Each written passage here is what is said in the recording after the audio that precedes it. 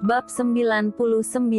Sore ini langit tampak cerah, meski matahari hampir bersembunyi di balik kegelapan. Tapi pemandangan senja kali ini seperti ingin menunjukkan keindahannya. Sasi duduk termenung di teras rumah. Tatapan matanya kosong dengan tangan memeluk bingkai foto Renata. Wajah sembabnya masih terlihat jelas. Ya, tangisannya kembali pecah saat dia berkunjung ke kamar sang kakak. Sasi menemukan beberapa barang penting milik Renata. Dia juga membaca beberapa pesan dari ponsel lama sang kakak. Pesan-pesan lama antara Renata dengan Setia, hingga pesan yang ditinggalkan untuk Daniel. Sasi tidak menyangka bahwa kakaknya akan merelakan sang pria bersama wanita lain. Bahkan, saat bersama sang mantan suami, Renata juga melepaskan Satya untuk wanita lain. Sasi tidak pernah tahu apa yang dipikirkan Renata. Semua karena sikapnya yang tertutup. Sebuah tangan menyentuh puncak Sasi dengan perlahan. Pria dengan setelan kemeja hitam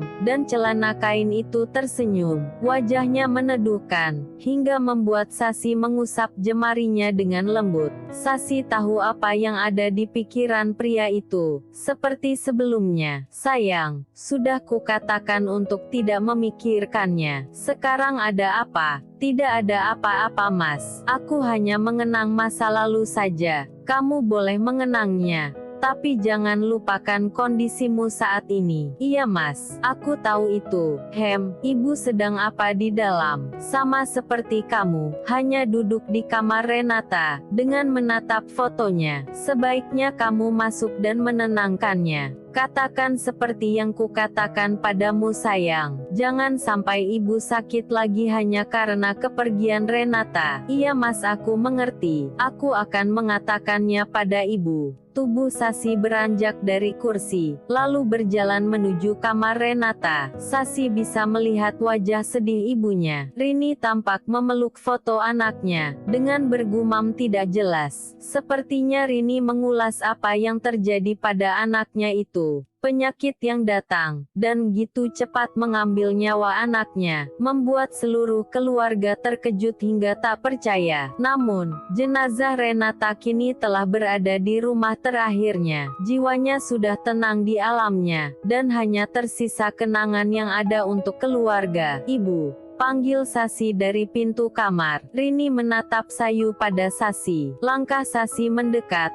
lalu duduk di samping Rini. Ibu, kakak sudah tenang di sana. Sebaiknya kita fokus untuk melanjutkan hidup. Kakak hanya perlu doa dari kita. Kalau dia melihat kita bersedih terus-menerus seperti ini, kakak akan sedih juga di sana. Mendengar ucapan Sasi, Ibu Rini mulai menggerakkan bibirnya untuk menjawab. Mungkin, jika kita tahu lebih awal, Renata bisa ditangani lebih dulu. Mungkin, jika dia tidak pingsan dan mengalami benturan, dia masih tertidur di sini, dan aku selalu datang untuk membangunkannya. Sasi memeluk ibunya dari samping dengan erat. Tetesan air mata membasahi bahu Rini. Sasi tak dapat membendung lagi perasaan sedih itu. Kali ini, semua diluapkan bersama dengan sang ibu. Ibu, sudah, kasihan kakak jika kita terus seperti ini. Kondisi ibu juga belum sehat. Kita ke ruang makan untuk makan bersama. Aku tidak mau melihat ibu kembali terbaring di rumah sakit karena tak memiliki energi. Kakak pasti marah padaku karena tak bisa menjaga ibu dengan baik.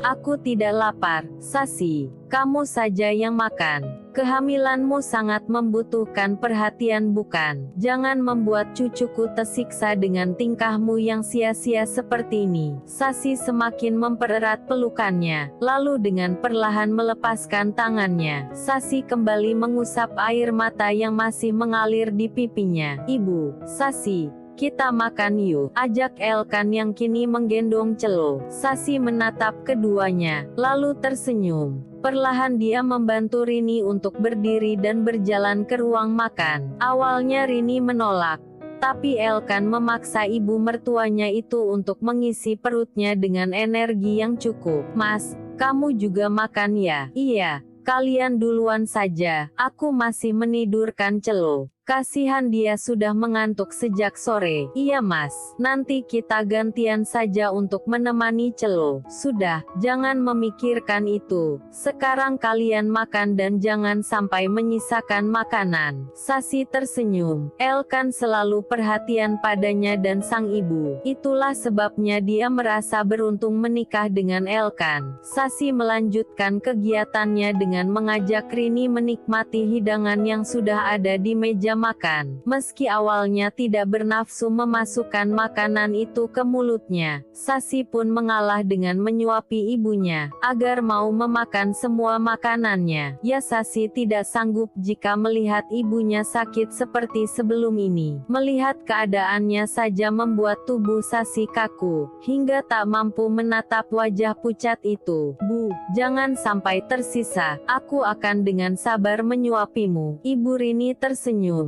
Seketika dia merasa bersalah karena melupakan satu anaknya itu. Ibu Rini masih memiliki Sasi yang perhatian padanya. Tidak hanya itu, Sasi juga selalu ada saat Ibu Rini mengalami kesedihan yang mendalam karena kepergian Renata putri sulungnya. Bu, setelah ini minum obat dari dokter kemarin ya. Sepertinya tekanan darah ibu sangat rendah hingga pingsan di rumah sakit kemarin. Iya, malam ini aku menginap untuk menemani ibu. Elkan dan Celo juga akan tidur di sini bersamaku. Ibu mau aku temani? Tidak perlu, Sasi. Sebaiknya kamu pulang bersama suamimu. Dia pasti merasa tidak nyaman berada di rumah ini. Tidak Bu, Mas Elkan pasti tidak keberatan untuk tidur di sini.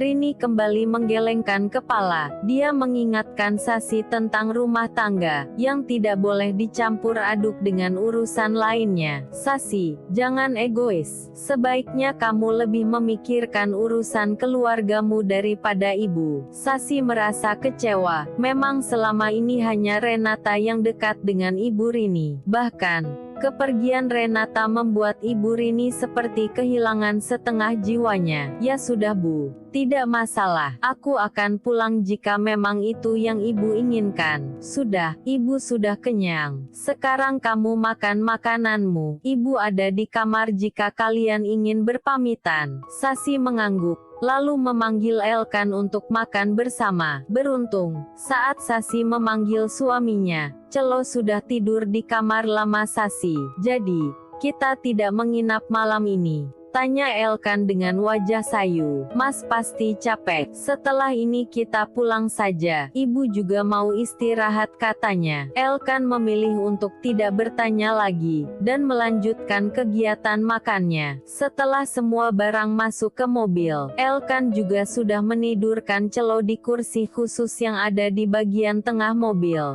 Sasi dan Elkan berpamitan pada Rini di kamar. Mereka memang mengkhawatirkan kondisi wanita itu. Tapi seperti yang Sasi katakan, ibunya tidak ingin mereka ada di sana untuk sekadar menginap semalam. Mobil pun melaju setelah keduanya berpamitan, dan memastikan Rini baik-baik saja di kamar. Selama perjalanan, Sasi tertidur karena lelah menangis, dan ikut berdoa di rumah Ibu Rini. Sementara Elkan menahan diri untuk tidak tertidur saat menyetir. Aku harap kamu bisa menerima semua ini sayang. Yang ikhlas ya, gumam Elkan lirih. Seakan tidak ingin mengganggu tidur istrinya. Beberapa menit kemudian, mobil memasuki halaman rumah dan Elkan secara bergantian menggendong Sasi, juga Celo untuk dipindahkan ke kamar masing-masing.